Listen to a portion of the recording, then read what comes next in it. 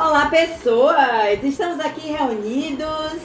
Eu, Ilana, Naninha, Ká, Loloca e nosso convidado especial, psicólogo Antônio Santana. Olá, todo mundo. Muito obrigado pelo convite, certo? Estou lisonjeado em participar desse preciosíssimo podcast. Então, pessoas, vamos falar um pouco sobre o filme A Procura da Felicidade, um filme emocionante com história baseada na vida de Chris Gardner, um empresário que passou por dificuldades extremas antes de alcançar o seu sucesso. Esse filme foi lançado em 2006, um filme estrelado por Will Smith no papel de Chris Gardner e seu filho Jaden Smith como seu filho Christopher. O filme é uma poderosa história de perseverança, determinação e amor de pai. Então toca muitos temas universais como a luta contra a diversidade, a importância da família e a busca pela realização pessoal. O intuito de termos aqui nossa presença ilustre, nosso psicólogo Antônio Santana, é justamente para discutir a questão da psicologia da infância e do adolescente, o impacto que esse filme causa no ambiente familiar na infância e como as experiências precoces moldam o desenvolvimento emocional e psicológico da criança. Nossa, muito bom. Como vocês estão se sentindo nesse debate de hoje, meninas? Ai, já me dá emoção só em pensar como foi esse filme, porque foi pura emoção. Exatamente, muita. Qual a cena que mais destacou pra você, Cacá? Uma das cenas que mais destacou pra mim é a cena que eles são despejados do apartamento deles por não ter conseguido pagar o aluguel. E aí eles acabam indo pro metrô e dormem no banheiro do metrô. Diante disso, como é que você vê o perfil desse pai, né, diante do filho? O que é que ele passa de valores para o filho, diante justamente dessa situação de sair da sua casa própria, ser despejado para ir para um abrigo? Bom, ali ele passa para a criança ter empatia pelas pessoas, porque como ele já passou por isso tudo, de ser despejado e de dormir no banheiro do metrô, então a criança, se algum dia se deparar com isso no futuro, ela vai ter uma certa empatia pela pessoa que está passando aquilo. E também a resiliência dele, né? Pelas condições que ele está passando ali. Enfrentando dificuldades, onde pode perder a esperança de não conseguir mais. Perfeito, sim. E o nosso psicólogo, o que tem a dizer com relação a isso? De acordo com a teoria das fases de Piaget, essa criança, né, o personagem, ele tem 5 anos, se não me falha a memória. Sim, sim. E ele desenvolve um sistema representacional de pessoas, símbolos, né? Então, a colega falou, eu discordo dela, porque ele no momento ele não faz muito sentido para ela. Perfeito. Certo? Até porque tudo é uma representação, ele não sabe o que está acontecendo de fato diante a perspectiva de um adulto, certo? Então, ele tem uma linguagem própria, ele tem uma representação própria de cada palavra, de cada objeto, de cada gesto. Então, para ele, a gente pode dizer, contextualizando um pouco com Melanie Klein, né, trazendo um pouquinho da psicanálise, a gente pode contextualizar também como uma fantasia, né? Se a gente parar para ver também a questão que ele imaginou os dinossauros, né, que ali fantasiou também a questão do banheiro, né? Então, isso para a criança, especialmente esse estímulo que o pai deu, é muito interessante, né? Até para ajudar tanto no processo social da criança quanto no processo cognitivo. Perfeito. Então é um assunto muito complexo, né? Que a gente precisa analisar no detalhe o comportamento e fazer esse link mesmo com relação ao que o filme transmite pra gente. Teve uma cena bem interessante que eu me recordo com relação ao jogo de basquete entre o pai e o filho. Loloca, o que é que você achou dessa cena? Essa cena eu acho muito importante. A cena que eles estão jogando basquete num parque e inicialmente o pai desmotiva o filho, falando que ele não vai seguir a carreira, né, no esporte, mas ele volta atrás logo em seguida, pensando, né, dizendo que ele não será algo no esporte, que isso poderia desmotivar ele volta logo atrás e motiva o filho a seguir os sonhos. Eu acho isso muito importante, foi uma chave que ele teve, que isso poderia impactar o filho no futuro, e eu acho essa cena muito importante, muito bonita.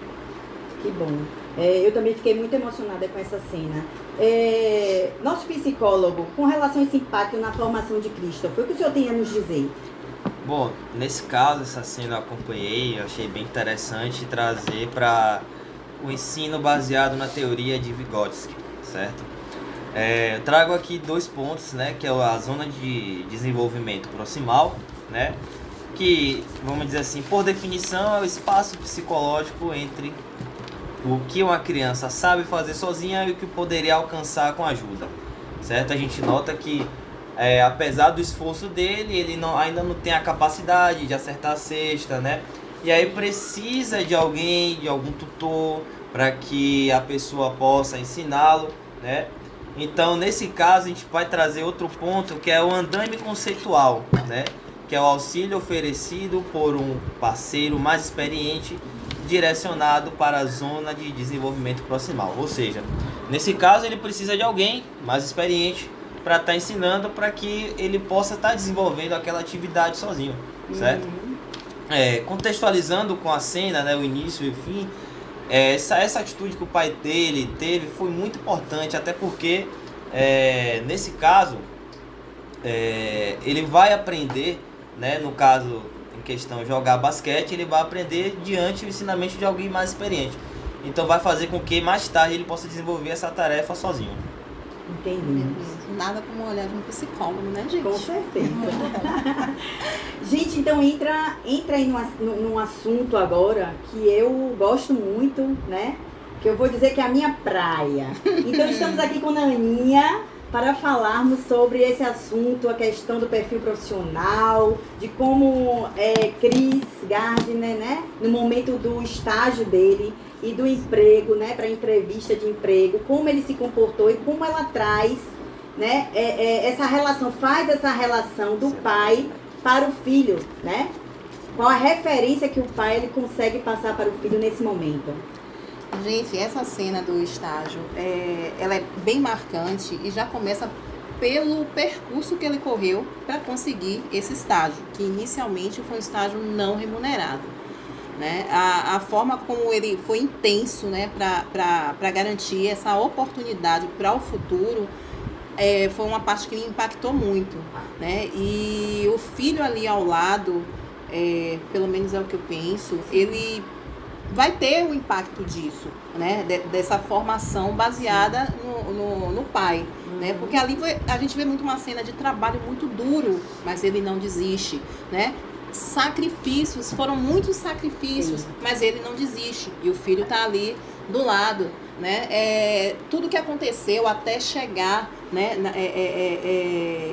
A trajetória, trabalho, casa. Só que o trabalho, casa, não era a casa, o lar que normalmente era, né? Ele perdeu a casa, né? Ele foi para um apartamento e depois ele foi morar num abrigo e toda noite ele tinha que disputar, né, um lugar.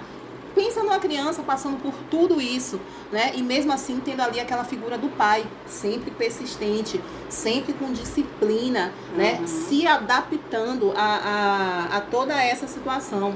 Então, o que acontece? Quando chega na parte da entrevista final, né? O que acontece? Ele ter que chegar lá e o filho presenciando tudo isso, com a roupa que estava.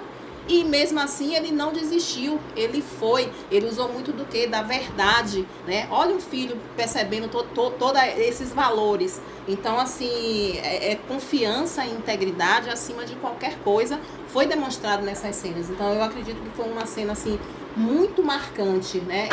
Que ele demonstra essa integridade, essa confiança, enfim. Ai, que maravilha! É uma das cenas também que me emocionam muito. E eu queria saber do psicólogo a questão aí, né, referenciar aí a questão da cena, com a nossa psicologia mesmo. E o que é que... Porque fica também muito claro que em determinado momento o filho assume uma postura e um perfil de incentivar e de motivar o pai, inclusive nesse momento, né, em busca do emprego dele e para ele conquistar a entrevista. Então, qual a sua visão diante disso? Na verdade, é uma criança que, apesar de pouca idade, está amadurecendo por conta dos estímulos, né, que ele vem sofrendo, que ele vem, como dizer assim, que está sendo presenciado. Sim. é uma criança que está amadurecendo e ele está chegando numa transição da 2ª para a 3ª infância, né? Então a gente já percebe que algumas características individualistas que são comuns na 2ª infância, como a falta de empatia, a falta de ver a questão, vamos dizer assim, do coletivo, né? Que é comum ver as crianças, mas eu quero, mas eu posso, né? Com as crianças da 2ª infância, a gente começa a ver que ele já começa a desenvolver essa questão de, puxa, não é só eu que estou no mundo, eu tenho que desenvolver empatia, não posso conseguir tudo que eu quero. Então, é uma faixa de transição, apesar de um pouco precoce, mas é nítido que a gente vê isso aí no personagem de Jaden Smith, né? Então, o que a gente pode extrair disso é o seguinte, que é muito importante o auxílio dos pais, apesar de a mãe não estar presente, né? Saiu da família muito cedo, mas é muito importante o auxílio, o ensinamento dos pais, até mesmo a questão do exemplo, para que o processo cognitivo e de desenvolvimento da criança não seja prejudicado. Que apesar das adversidades, o amadurecimento seja no tempo certo, né? E que possa ser, vamos dizer assim, um adolescente, um adulto mais consciente de suas ações e voltado, né, para a legalidade e conviver bem com a nossa sociedade. Isso. Então a gente hoje é muito mais comum a gente ver a questão da mãe solo, né? E quando a gente assiste um filme desse, e a gente realmente desperta que a questão, mesmo o pai sendo um pai solo, ele realmente consegue e ele tem condições de se superar tanto quanto uma mãe solo, né? Com relação à presença, ao amor condicional, enfim. Então, assim, para fechar, psicólogo, tá? A Procura da Felicidade ofereceu uma poderosa narrativa sobre a psicologia da infância, destacando o impacto do amor, da determinação e do apoio emocional na formação de uma criança. O que é que o senhor orienta e nos diz orienta as mães hoje solo, os pais solo, com relação a esse perfil? Que perfil adotar? Como a gente deve proceder com a criança nesse momento da infância, tanto da 1ª, da 2ª ou da 3ª infância? É importante a gente sempre procurar um auxílio de um profissional, né? Até porque nós sempre pensamos que sabemos tudo, mas quando vamos ver, né, a gente não sabe de muita coisa, né? Já vemos que alguns comportamentos aversivos, principalmente na época dos nossos avós, hoje já não é interessante, né? Já evoluímos para um diálogo, né? E principalmente a interação hoje com a tecnologia, né? As crianças hoje têm acesso a muito mais informações de crianças de 50 anos atrás. Então nós, psicólogos e outras multidisciplinaridades, nós estamos sempre nos atualizando para sempre estar trazendo o melhor desenvolvimento para a criança, para o adolescente. Então, assim, em resumo, sempre procure a ajuda de um profissional para que a gente possa estar fazendo um trabalho e fazer com que o desenvolvimento daquela criança, daquele adolescente, seja o melhor possível dentro do contexto de cada família. Ai, que maravilha. Eu acho que nosso bate-papo hoje foi maravilhoso, não foi? Um assunto excelente. Quero agradecer a participação de todos. Naninha, obrigada. Você é maravilhosa. Obrigada, Cacá, você é ímpar. Muito obrigada. Loloca, muito obrigada. Loloca, minha rosinha. Coisa linda. E nosso psicólogo Antônio. Obrigada, psicólogo, pela sua participação, sua presença. Foi muito construtivo. Sua visão trouxe muita coisa boa pra gente. E assim a gente fecha, né, nosso podcast. Isso. Maravilhoso. Maravilhoso. Eu particularmente amei, aprendi muito. Não sei vocês, adquirimos meninas. bastante conhecimento com o nosso psicólogo, né? Ok, gente. Obrigada. Até a próxima.